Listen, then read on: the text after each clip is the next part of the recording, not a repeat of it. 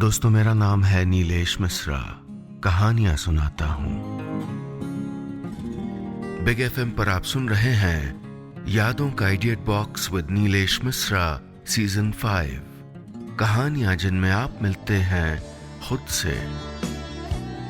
दोस्तों, मैं आपको सुनाने जा रहा हूं अपनी मंडली की सदस्य अनुपमा ऋतु की लिखी कहानी सपन झरोखा। पूरा शहर धूप के गुनगुने कंबल में लिपटकर गुनगुना रहा था, लेकिन सुरु के मन में उसके दिमाग के चप्पे चप्पे पर घना कोहरा जमा था। वो कमरे की दीवार पर रेंगते धूप के टुकड़े को देख रही थी। उसे देखते हुए उसके मन में रह रहकर 2 अक्षर कौंध रहे थे, धा और पा।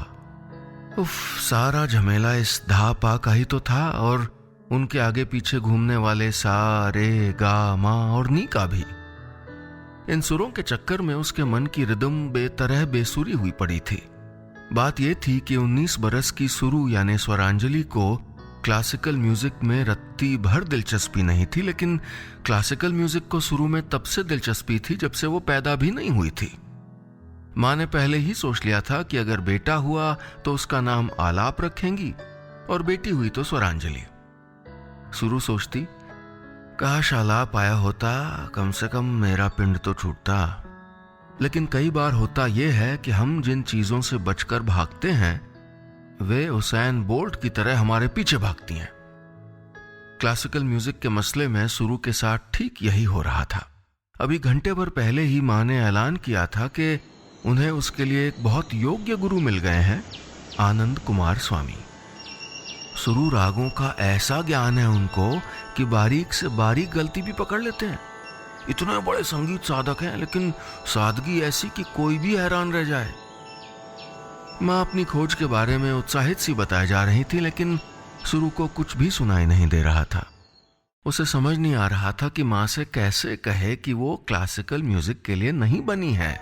हाँ ठीक है, उसे सुरों में डूबना पसंद है, लेकिन इसका मतलब ये तो नहीं कि वो म्यूजिक सीख सकती है, वो भी क्लासिकल म्यूजिक। दुख के कोहरे में लिपटी सुरु हाथ भर लंबा मुंह बनाए आईने के सामने जा बैठी। बाय गॉड, वो माँ को कब का मना कर देती, लेकिन जब भी मना करने जाती न जाने क्यों उनकी बातें दिल में हुक सी बनकर तैर जाती हैं। सेंटी होना भी ना खुद अपने हाथों अपनी ही लाइफ में चरस बोने जैसा है। आप भागना चाहते हैं दिमाग के साथ, लेकिन घिसटते हैं दिल के साथ। फिर होता है ये कि आप 3 इडियट्स के फरहान बन के रह जाते हैं। उसने अपनी आंखों में झांका। सुरु, क्या सच में कोई दूसरा रास्ता नहीं है? जिंदगी में हमेशा 2 राहें होती हैं, लेकिन हमें कौन सी राह बांध लेगी ये सिर्फ हम तय करते हैं। सुरु खुद को जिस राह से बंधा महसूस कर रही थी, उसकी नींव में माँ का वो सपना था जो कभी मुकम्मल नहीं हो पाया था। उसके बालों में चंपी करते हुए वो अक्सर बीते कल की बातें किसी कहानी की तरह सुनाने लगती। सुरु, ये जिंदगी अपनी ही रौ में बहती है और कई बार उन सपनों को भी बहा के ले जाती है जो हमारे जीते रहने की सबसे खास वजह होते हैं, सांस लेने की तरह बेहद जरूरी। शादी से पहले पिताजी को मेरा राग अलापते रहना पसंद नहीं था। उन्होंने मुझे संगीत सिखवाया तो सही, लेकिन इसलिए कि जब शादी की बात छिड़े तो मैं 4 गीत गा सकूं। सोचती थी कि शादी के बाद शायद मेरे सुरों को पंख मिल जाए, लेकिन वैसा भी नहीं हो पाया। सुरु कह के सुनती जाती। तुम्हारे पापा की बिजनेस मीटिंग्स के बीच मेरे अभ्यास की न जगह थी न तुक। तुम्हारे पापा, शुरू में मैं बरसों उनको नीरस मानकर जीती रही, लेकिन उनके अचानक चले जाने के बाद इस बात का एहसास हुआ कि जीवन के वो हिस्से जिनको हम नीरस मान लिया करते हैं, वो कितने चुप्पे ढंग से हमारे जीवन में रस भरते हैं। उनके जाने के बाद मन का संगीत ऐसा सूखा कि 4 गीत गाने लायक भी न रहा। माँ की आवाज की ये नमी सुरु के मन में कांटे की तरह चुभ जाती, लेकिन तभी माँ अपने डूबते हुए सुर को ऊपर खींचती और उसके बालों पर उंगलियों की थिरकन तेज कर देती। कहती, तो क्या हुआ सुरु, मेरी आंखें अब उस दिन का सपना देखती हैं जब मेरी स्वरा मेरे सपनों को पूरा करेगी। चमकता हुआ स्टेज, सुरों की बारिश और तालियां ही तालियां। ओ सुरु, उस दिन शायद मेरा दिल धड़कना ही भूल जाए। माँ के मन को समझने के बावजूद सुरु को नहीं लगता था कि ऐसा कोई दिन कभी आएगा, लेकिन उनको मना कर देने लायक सख्ती भी वो कभी जुटा नहीं पाई। स्टेज का जो दृश्य माँ बना रही होती, ठीक वैसा ही दृश्य सुरु के जहन में भी उभरता। फर्क केवल इतना होता कि तालियों की गड़गड़ाहट साइलेंट मोड में चली गई होती और स्टेज पर रोशनी से ज्यादा टमाटर बिखरे होते। दिल में उछाले मारती ना को सुरु के होठों तक ना आना था और न वो आई। अलबत्ता डावाडोल मन के बीच आनंद कुमार स्वामी जरूर आ पहुंचे। लंबा कद, सफेद लिबास, चमकती सांवली रंगत और कान के करीब जूड़े में बंधे बाल, जिनमें आधे से ज्यादा पर उम्र की चांदी बिखर चुकी थी। तो आरंभ करें? कुछ ही पलों बाद गुरुजी की आवाज मंदिर के घंटे की तरह गंभीर नाद के साथ गूंजी। जी, सुरु ने सकुचा कर कहा। पहले कुछ सीखा है? जी, पिछली कॉलोनी में एक दीदी संगीत सिखाती थी, उनसे ही सीखा। कुल 14 भजन आते हैं और कुछ एक ताल भी। कितने राग जानती हो? सुरु चुप। अच्छा ये बताओ, मालकौस किस ऋतु का राग है? नहीं मालूम। हिंडोला? चलो जाने दो, जरा कहरवा ताल बजाओ। शुरू में हिम्मत न थी कि वो गुरुजी की ओर देखे। उसके भीतर ऐसी कपकपी छूट रही थी जैसे पाले में खड़ी हो। उसने डरते डरते हथेली पर उंगलियों से धा धिन धिन धा किया। गुरुजी बोले, बस बस बस, किसने सिखाया है? ऐसी बेताला ताल मैंने आज तक नहीं सुनी। सुरु की आंखें थरथरा गईं। गुरुमूर्ति ने अपनी गदबदी हथेली पर उंगलियां पटकते हुए जोर से ताल बजाई।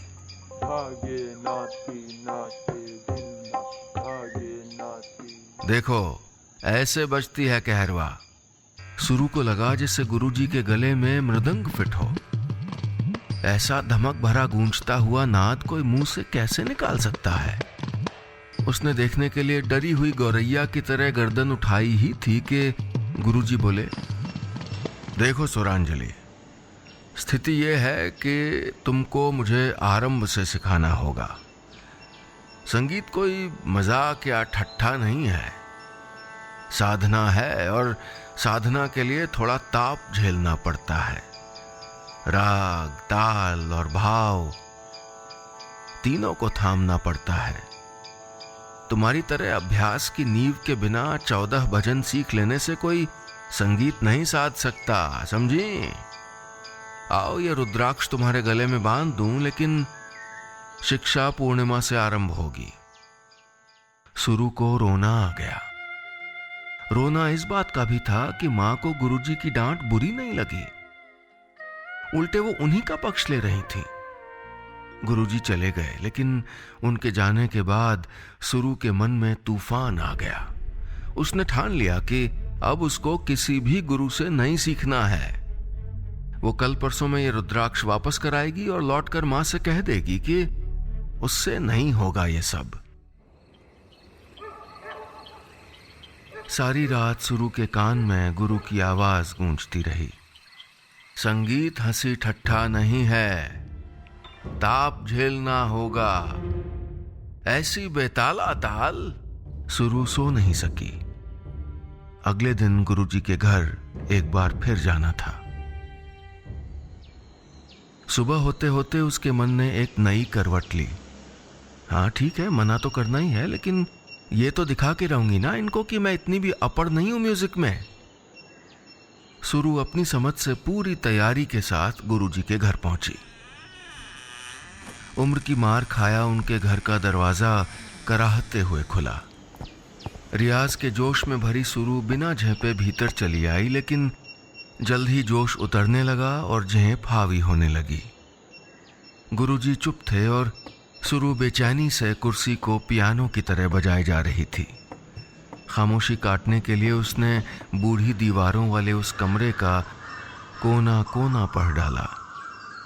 खिड़की के कांच और रुद्रवीणा पर जड़े सुनहरे फूल सैकड़ों बार गिन लिए, तब कहीं जाकर गुरुजी बोले, क्षमा करना, उस दिन तुम्हारे साथ बड़ा रूखापन दिखाया। सच कहूं तो मैं गलतियों पर ही अटका रहा। सुरु हैरान थी। वो जिस किले को फतेह करने आई थी वहां तो पहले से ही अमन का झंडा लहरा रहा था। उसे लगा जैसे गुरुजी किसी गहरी सोच में हों। उनके शब्द खुद बहे जा रहे थे। जानती हो, कल इन पुरानी किताबों के बीच मुझे अपनी पत्नी की एक चिट्ठी मिली। उस चिट्ठी ने जैसे कोई आईना रख दिया हो सामने। फिर लगा जब डूबते हुए सुर में कोई न कोई सिरा ऐसा होता है जिसके सहारे उसे ऊपर उठाया जा सके, तो फिर जीवन में की गई भूलों के लिए भी तो कोई ऐसा सिरा खोजा जा सकता होगा। जानती हो क्या लिखा था उसने? लिखा था, ये चिट्ठी तुमको नहीं खुद को लिख रही हूं। इसका तुम तक पहुंचना जरूरी नहीं है, मुझ तक पहुंचना जरूरी है, क्योंकि दिलासे शिकायतों से कहीं ज्यादा जरूरी होते हैं। मेरे गले में अब भी सुर घुमड़ते हैं, लेकिन डरती हूं कि कोई चूक हुई तो। डरती हूं इसीलिए अपना तानपुरा मायके की अटारी पर छोड़ आई। लेकिन इसमें तुम्हारा दोष नहीं, मेरा स्वार्थ है। मैं नहीं चाहती कि संगीत की त्रुटियां मेरे वैवाहिक जीवन का संगीत बिखेर दें। वो यूं चुप हो गए जैसे कोई सुर देर तक खींचने के बाद विश्राम ले रहा हो। सुरु को सूझ ही नहीं रहा था कि क्या कहे। उसने संदूक पर रखे फोटो फ्रेम की ओर इशारा करके पूछा, वो आपकी बेटी है? हाँ, साथ में उसकी माँ। कहाँ हैं ये लोग? शायद वहां जहां होठों से छूटने के बाद सुर चले जाते हैं। पूरे 11 बरस हो गए। भयानक रेल एक्सीडेंट था वो। जानती हो, सुरीली अगर होती तो तुम्हारी ही उम्र की होती। बारिश में कांपती पत्ती जैसी वो आवाज सुरु के मन में दर्द बनकर उतर गई। वो बोले, खैर छोड़ो, आज तुम अपना कोई पसंदीदा गीत सुनाओ। सुरु ने गाया। वो गीत नहीं जिसका वो अभ्यास करके आई थी, बल्कि वो जो उसे सचमुच पसंद था। गुरुजी आंखें मूंदे सुनते रहे। पिया तोरा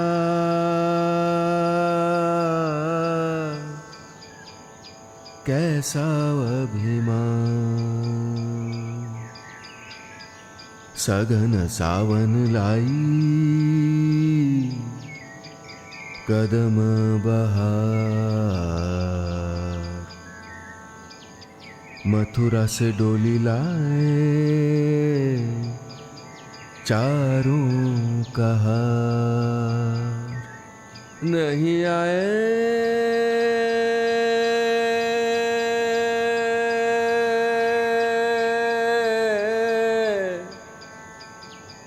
नहीं आए केसरिया। गीत खत्म होने तक उनकी आंखें भीग चुकी थीं। सुरु को चेत आया कि वो यहां क्यों आई थी। उसकी उंगलियों ने गले में पड़े रुद्राक्ष को छुआ, लेकिन वो उसे लौटाए बिना घर लौट आई। इस रुद्राक्ष का गले में होना कब एक सुकून बन गया, सुरु को पता ही नहीं चला।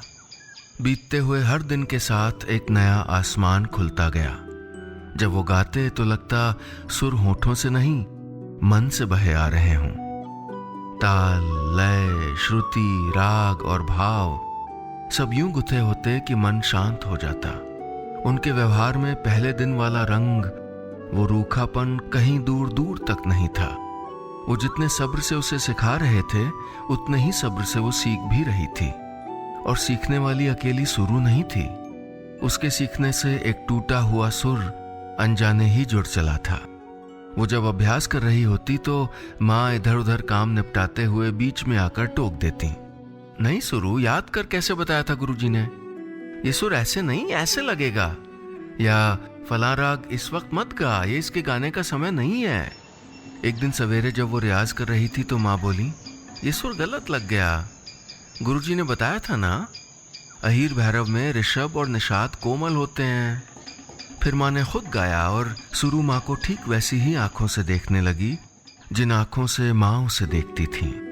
उस दिन उसने डायरी में लिखा, कितना बदल गई हूं मैं।